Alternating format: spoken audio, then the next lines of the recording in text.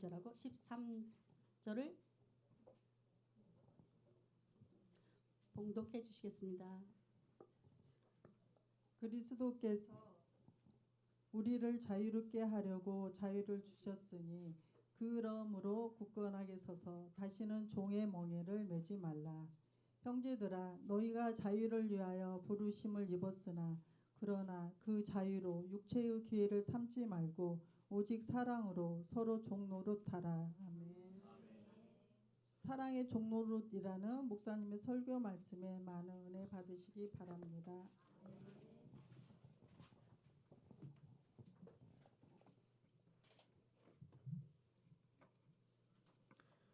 한평생 교회 주방에서 섬겨주신 권사님이 계셨습니다. 이분은 예배당 조명 아래에서 한 번도 이름이 불려진 적도 없고 앞에서 마이크 잡은 적도 없는 분이었습니다. 하지만 매주일 예배가 끝나고 모든 성도가 식사를 마치고 떠난 다음에도 그분은 조용히 남아서 기름 낀 그릇들을 하나하나 손으로 닦으셨습니다. 그리고 그렇게 수십 년이 지났습니다. 어느 날 젊은 사역자가 물었습니다. 권사님, 이런 일은 젊은 우리가 해야지요. 왜 매주 이렇게 힘들게 수고하십니까? 그러자 권사님은 조용히 미소를 지으시면서 이렇게 말씀하셨다고 합니다. 예배는 아직 안 끝났어요. 주님이 제게 주신 자리에서 그분을 섬기는 일, 이것이 제 예배예요. 얼마나 귀한 고백이겠습니까? 진실로 하나님이 그 마음의 중심에 있는 고백이라고 생각합니다. 이 권사님은 주방에서도 하나님을 예배했습니다. 빛나는 무대가 아닌 싱크대 앞에서 사람들의 박수가 아닌 하나님의 미소를 구했습니다. 이분은 진정으로 알고 계신 것입니다. 예수님께서 친히 두르신 수건의 의미가 어떤 것인지 잘 알고 계셨을 겁니다. 권사님의 손은 거칠었지만 그 거친 손으로 닦은 그릇들마다 하늘의 향기가 배어 있었을 것입니다. 우린 바자회에 후원해 주신 분들에 대해서 항상 교회가 감사를 표현했지만 올해는 특별히 공로장까지 준비했습니다. 공로장을 받으신 분들은 겉으로는 잘 드러나지 않는 분이십니다. 하지만 보이지 않는 곳에서 더 많은 수고를 해 주신 분이십니다. 이분들의 수고가 아니었으면 더 많은 사람들이 불편했을 것이고 더 많은 수고를 했을 것입니다. 행사를 마치고 사람들이 돌아간 뒤에도 남아있는 무거운 짐들을 옮기고 쌓는 일들은 힘이 드는 일입니다. 우린 창고도 멀리 있습니다. 오고 가는 시간도 오래 걸리죠.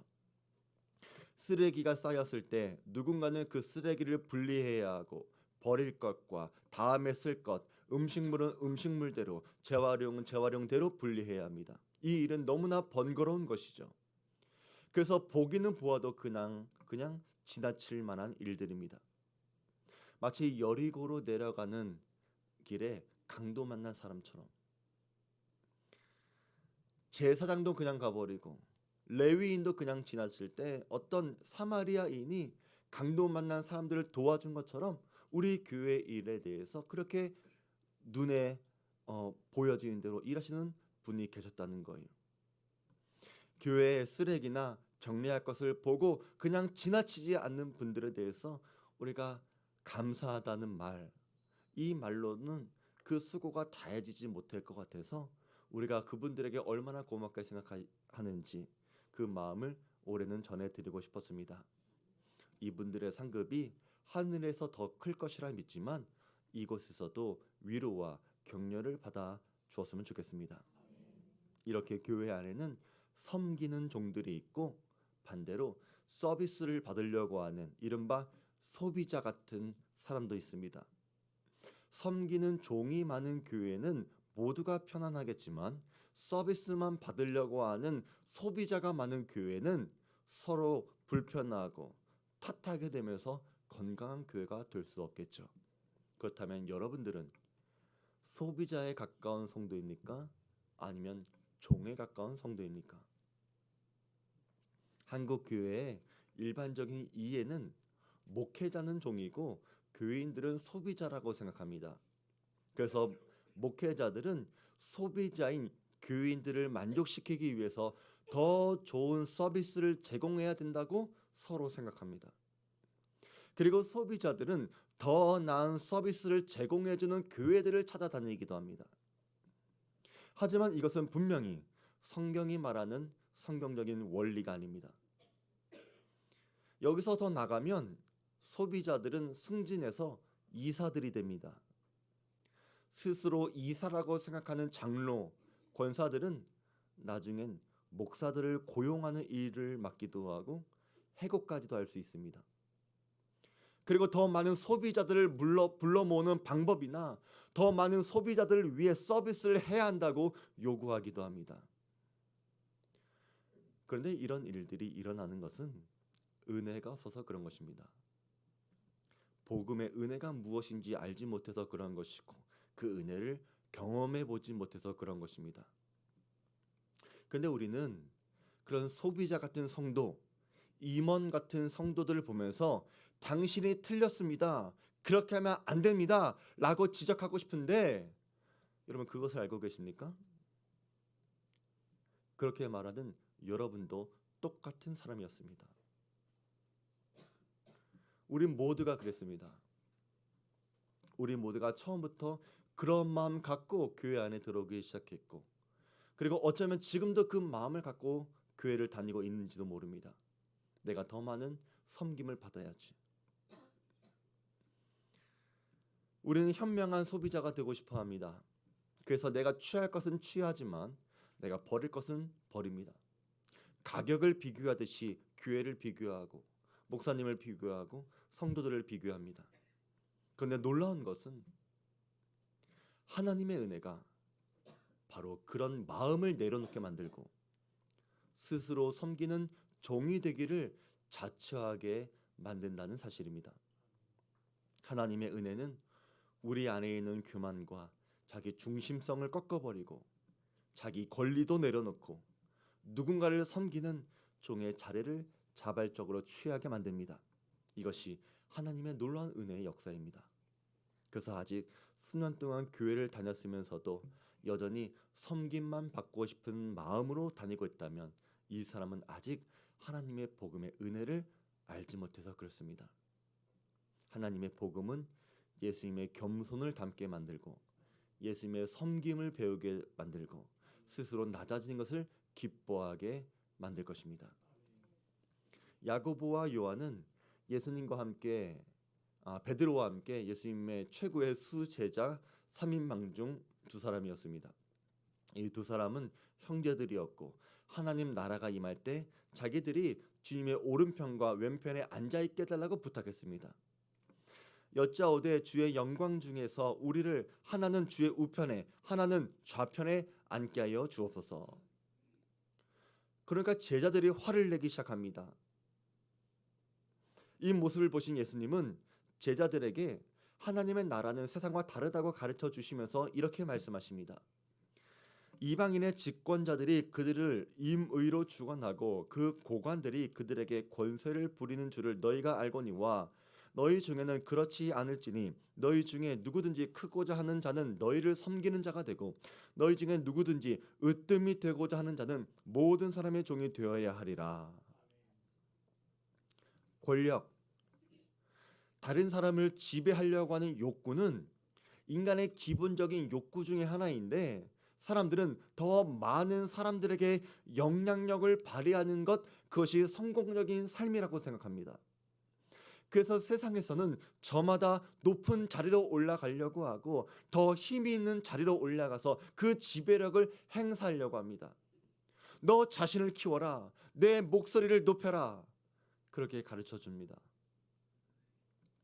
예수님은 세상에는 이런 인간의 본성이 있긴 하지만 이 방법이 하나님 나라에서는 작동하지 않을 거라고 말씀하십니다.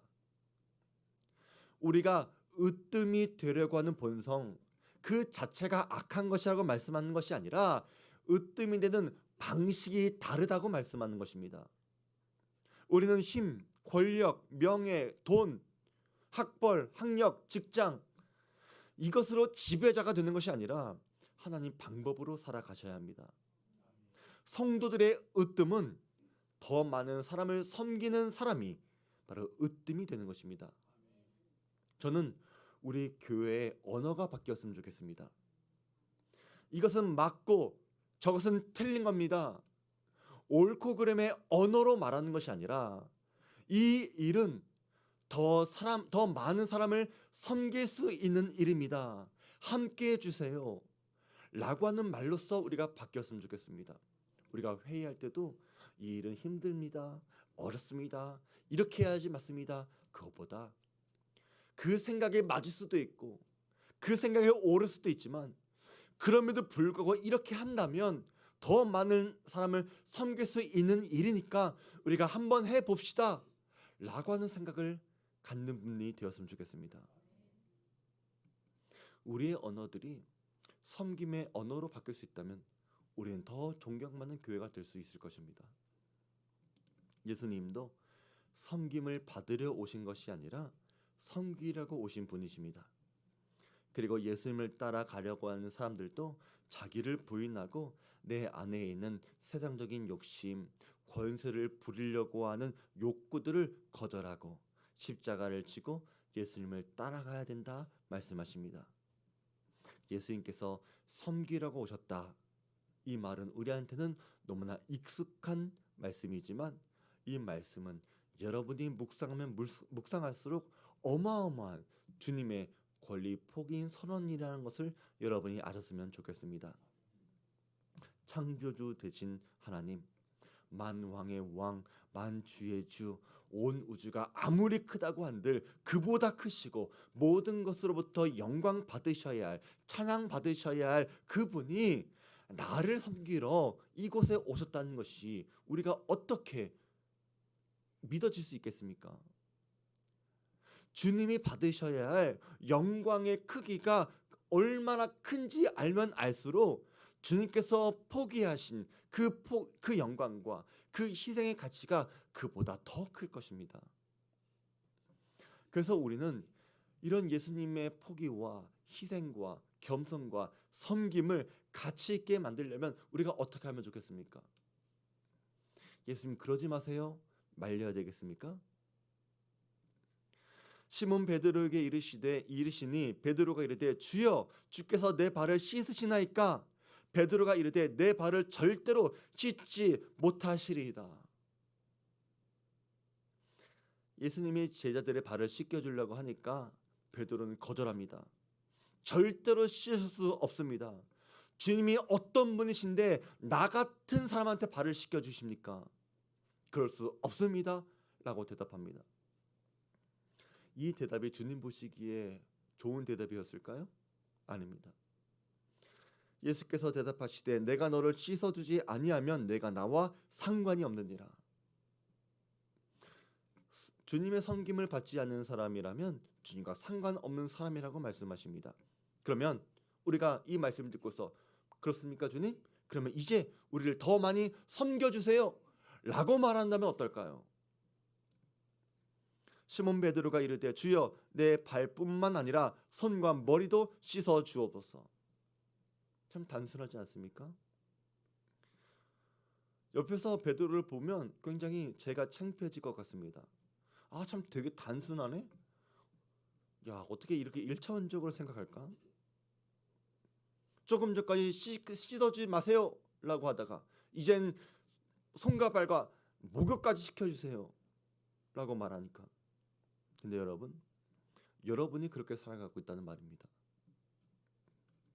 하나님께서 우리한테 작은 손바닥만한 구름만 보여주어도 괜찮은데 우리는 더 큰 것을 보여주세요 라고 요구합니다. 하나님께서 우리를 건져주셨는데 우리는 보따리까지 달라고 말합니다. 그 예수님의 이 말씀을 가지고 예수님을 협박하기 시작합니다. 주님, 나한테 보따리를 내놓지 않으면 주님은 나와 상관없는 분이십니다. 그렇게 말을 합니다. 예수님이 이런 베드로에게 말씀하십니다. 예수께서 이르시되 이미 목욕한 자는 발밖에 씻을 필요가 없느니라. 적당히 해라 이 말이죠. 근데 예수님께서 우리를 이렇게 섬겨주신 이유가 있다는 거예요. 내가 주와 또는 선생이 되어 너희 발을 씻었으니 너희도 서로 발을 씻어주는 것이 옳으니라. 예수님께서 우리의 발을 씻겨주신 것은 우리도 섬김을 받아야 될 사람이지만 우리가 받은 섬김처럼 다른 삶을 섬기게 하라고 먼저 우리를 섬겨 주셨다는 것입니다.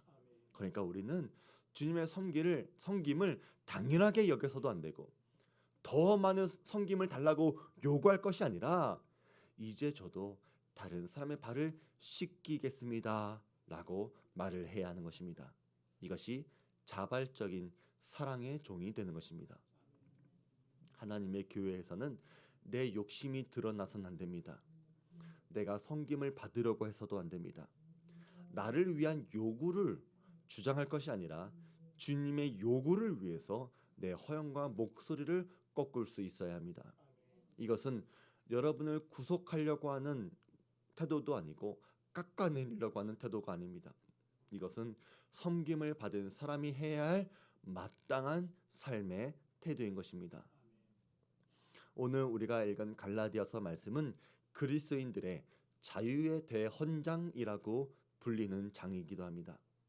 여기서 사도 바울은 그리스도께서 우리를 자유롭게 해주셨다고 말합니다. 그리스도께서 우리를 자유롭게 하려고 자유를 주셨으니 그러므로 굳건하게 서서 다시는 종의 멍에를 매지 말라.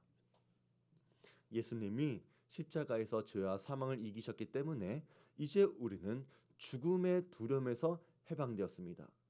마귀의 권세로부터도 자유로워졌습니다. 그 무엇도 여러분을 얽매일 수 있는 것이 없습니다. 그 어떤 것도 여러분을 구속할 수 없습니다. 여러분은 자유입니다. 자, 그렇다면 이제 여러분은 그 자유 가지고 무엇을 하시겠습니까? 여러분에게 주어진 자유를 갖고 어떻게 살아가시겠습니까? 바로 여기서 이 지점에서 그리스도인들의 책임과 의무를 배워야 하는 것입니다. 사람들은 자유 그러면 내 마음대로 할 수 있는 것이라고 생각합니다. 그런데 자유에는 반드시 책임이 따라옵니다. 우리가 내 마음대로 하고 싶은 대로 하면 그것은 동물적인 자유이지 인간의 자유가 아닙니다. 우리는 자유에 따르는 책임을 지고 살아야 하는데 그렇다고 해서 우리가 그 책임에 대해서 우리가 짐이라고 생각합니까? 아닙니다. 마땅한 자유인의 의무라고 생각하는 것입니다. 그러면 주님께서 우리에게 주신 자유가 무엇일까? 또 주님이 주신 자유를 가진 사람은 이 자유를 어떻게 사용해야 될까? 먼저 주님이 우리한테 주신 자유는 죄를 짓지 않아도 되는 자유를 말합니다. 우리가 죄와 사망 아래에 있을 때 죄를 안 짓고 싶어도 죄를 지을 수밖에 없었습니다. 그런데 예수님께서 우리한테 그런 죄에서 구해 주신 거예요. 2024년도에 개봉된 영화가 있는데 시민 터키 보신 분이 계신가요? 뭐 보라고 안 해도 뭐 다들 잘 보시니까. 세탁소를 운영하시던 김성자 씨가 보이스피싱 총책과 조직 전체를 붙잡은 실화를 바탕으로 해서 만들어진 영화입니다. 영화 속 주인공이 보이스피싱을 당해가지고 뭐 우리도 계시죠. 보이스피싱 당하신 분. 보이스피싱 당해가지고 전 재산도 다 잃어버리고 애들하고 거리로 나앉게 되었어요. 근데 한 통의 전화가 걸려옵니다. 살려달라고. 이 전화는 바로 자기를 속인 그 보이스피싱 거기서 전화가 온 건데 전화 건 사람이 바로 자기를 속인 바로 그 사람이었어요. 근데 이 사람은 고액 알바라고 하는 속임수에 넘어가서 강제로 보이스피싱 조직원이 되었다는 겁니다. 이 청년은 도저히 스스로 탈출할 수 없으니까 미안하지만 자기를 속인 사람한테 전화를 걸어서라도 자기를 살려달라고 하는 내용을 문자를 보낸 거예요. 경찰도 포기한 이 사건을 해결하려고 주인공은 직장 동료들과 함께 중국 칭다오까지 넘어가가지고 결국 주인공을 구하고 보이스 피싱 조직을 다 붙잡게 되죠. 저는 여기서 복음을 보게 되는데 여러분이 이렇게 대비하시면 좋습니다. 여기서 보이스 피싱 조직원은 바로 우리들입니다.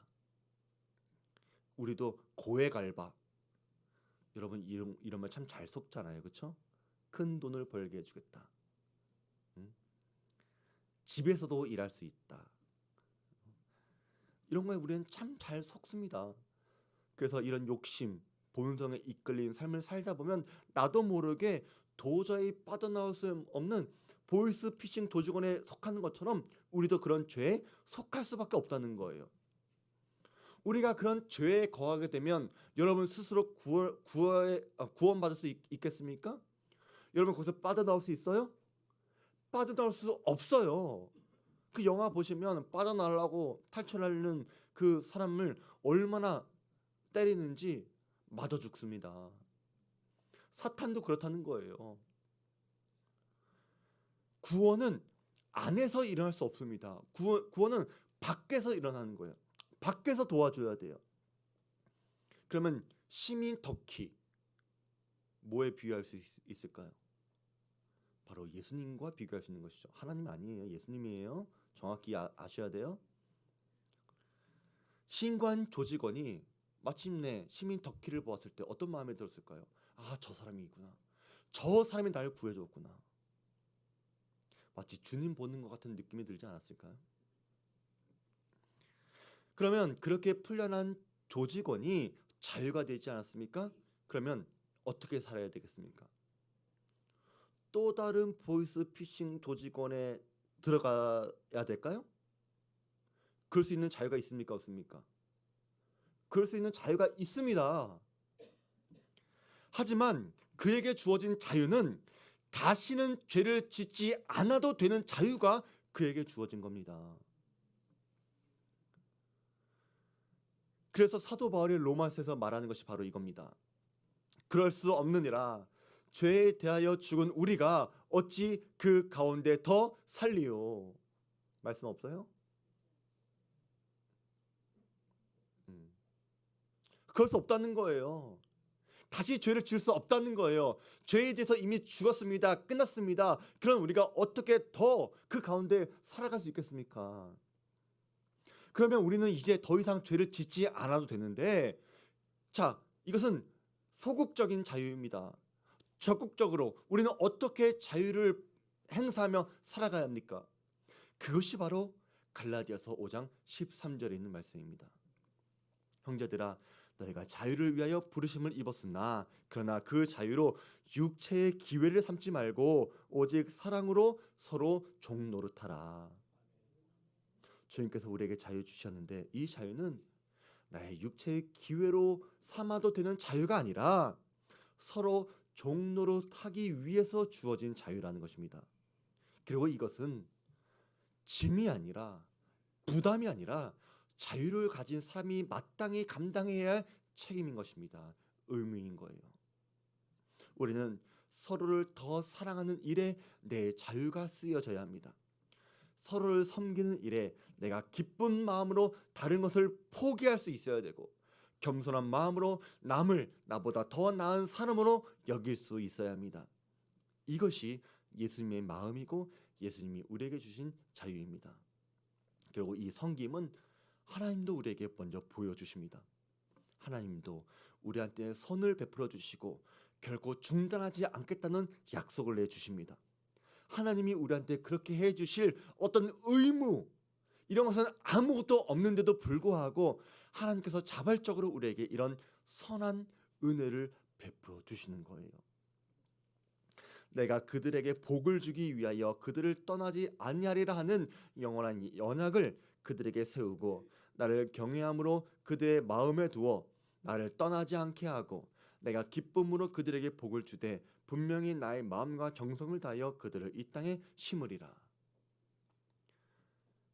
근데 이 구절을 다니엘 풀러는 이렇게 해설을 합니다. 하나님의 사명 선언문. 나의 사명은 가로 누구를 섬기는 것이다.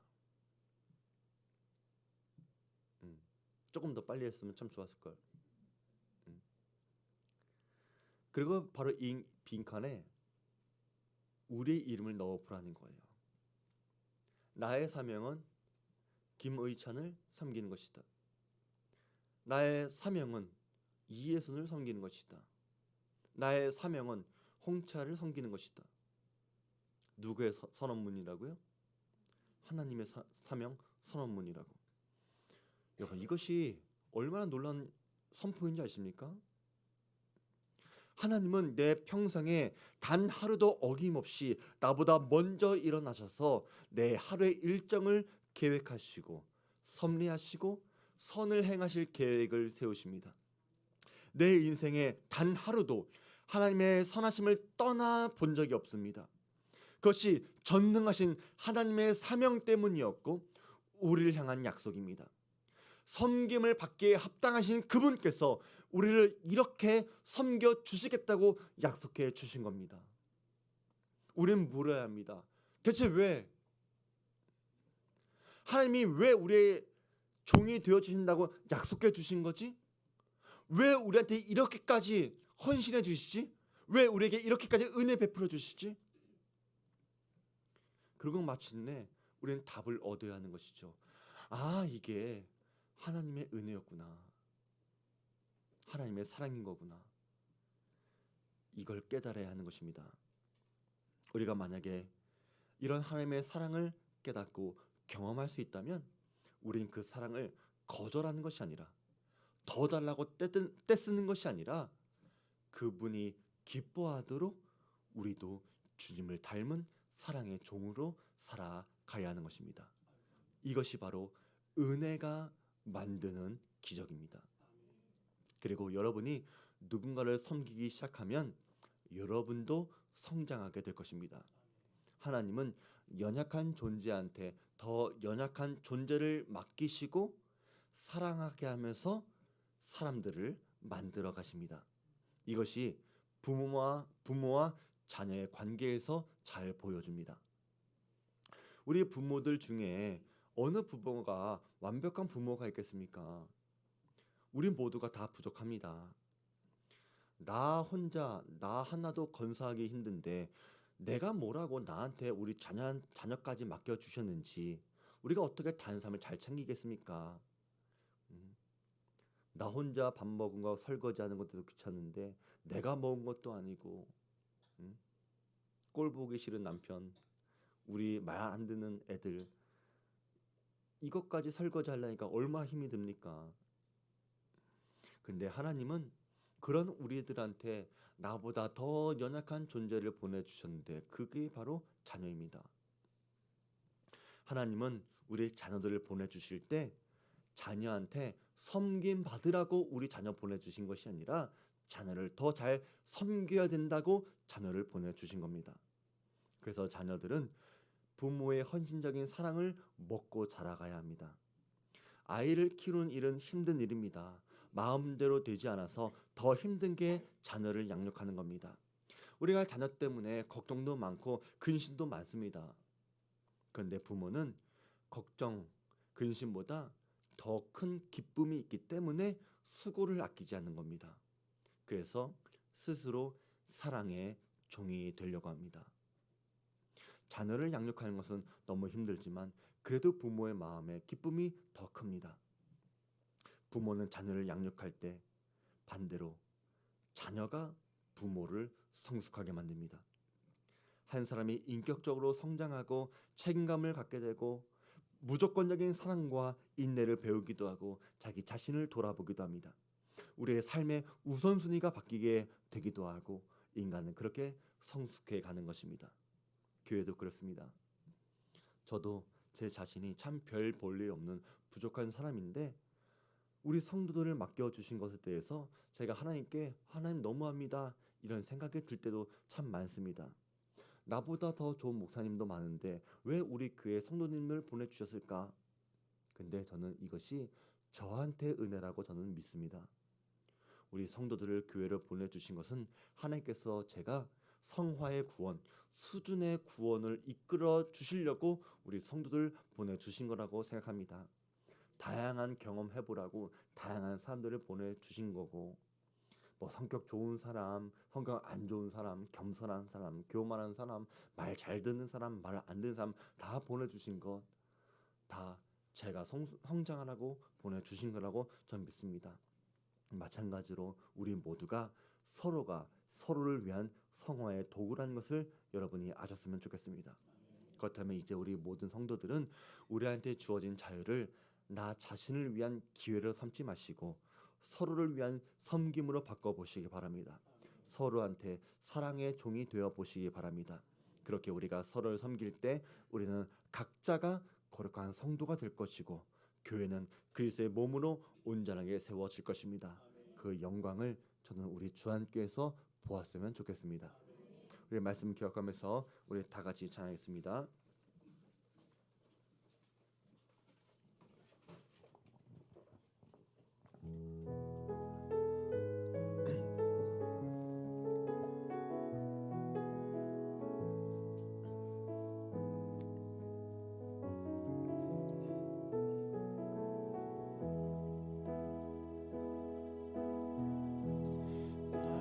작은 일에도 그 마음을 알기 원하네. 그 좁은 길로 가길 원해. 나의 작음을 알고 그분의 크심을 알며 소망 그 깊은 길로 가길. 우리 다시 한번 고백할까요? 삶의 작은 일에도, 삶의 작은 일에도 그 마음을 알기 원하네. 그 좁은 길로 가길 원해. 나의 작음을 알고 그분의 크심을 알며 소망 그 깊은 길로 가길 원하네. 저 높이 솟은 산이 되기보다 여기 오름직한 동산이 되길. 내 가는 길만 비추기보다는 누군가의 길을 비춰준다면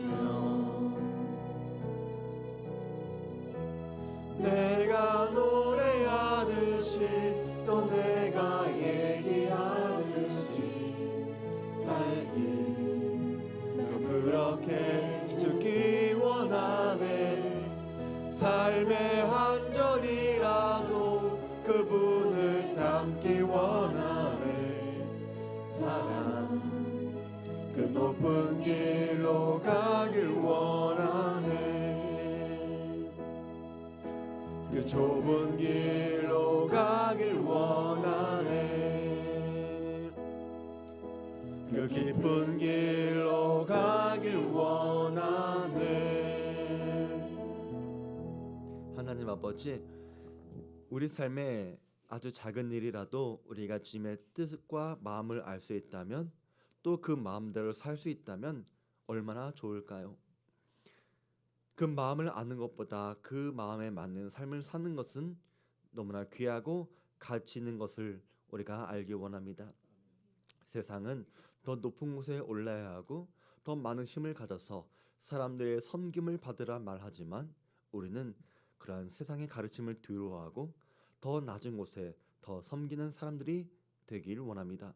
우리가 이 땅에서는 으뜸이 될 수 없어도 하나님 나라에서는 으뜸이 되길 원합니다. 그러기 위해 먼저 우리 주안교회 성도들부터 서로에게 사랑의 종로로 타기를 기뻐하는 성도들 되게 하시고, 섬김을 받기 원했던 사람들이 변해서 섬기는 일을 더 좋아하고 격려하는 교회와 성도 되길 원합니다. 나에게 주어진 자유를 육체의 기유로 삼지 않고 오직 주님의 영광을 위해 사용되게 하여 주시옵소서. 이제는 우리 구주 예수 그리스도의 은혜와 지극히 크신 하나님의 사랑하심과 성령 하나님의 감동감화 내주 위로 교통하심의 은혜가 이제부터 서로 사랑의 종로로 타기로 결단한 우리 사랑하는 모든 주한교회 성도들 위해와 저들의 가정과 직장과 사업 위에 지금부터 영원히 함께 있을지어다. 아멘.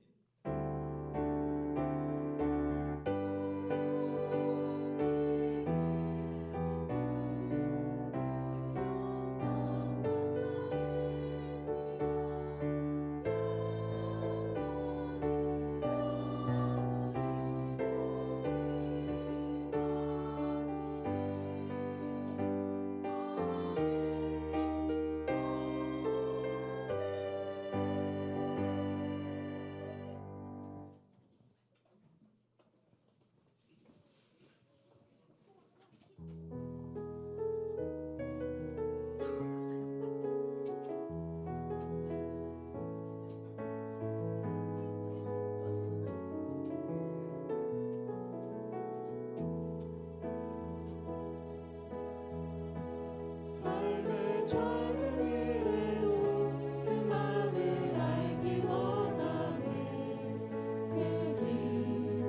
그 좁은 길로 가길 원해. 나의 작음을 알고 그분의 크심을 알며 소망 그 깊은 길로 가길 원하네. 저 높이 솟은 산이 되기보다 여기